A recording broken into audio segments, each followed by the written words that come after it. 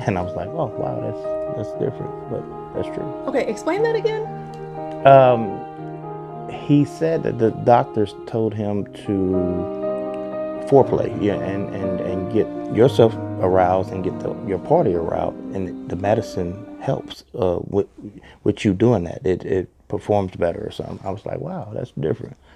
But so you have to be willing to, you got to have probably some feelings, or it's like build up some high levels of, just getting excited or something, so that does help. That's a good question. Okay, and thank you for sharing. In some conversations that I've been privy to be a part of, in women's groups that we speak about,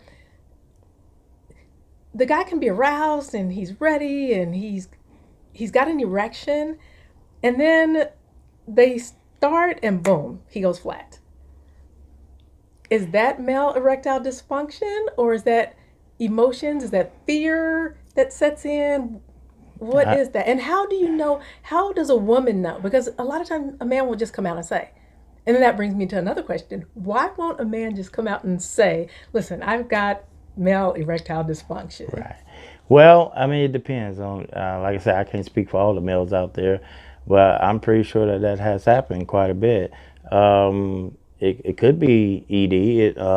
It also just could be like I said, they're not aroused, they're not turned on, what I mean, by either that person or something else has had to happen. And most male, we're macho. We gotta be, the big guy. You know what I'm saying? We don't want to be looked down upon. Oh, he's weak or something like that. And it's a confident thing. You know what I'm saying? And it's all about your personality, and and then now here comes your physical along that's not matching up to your macho-ness. You know what I'm saying? So that's why some men hide it. That's why some men don't communicate, don't trust the next person, and honesty and stuff like that, because they've seen other men get teased by it, and stuff like that. So that would be my guessing on some of the reasons why some male don't express.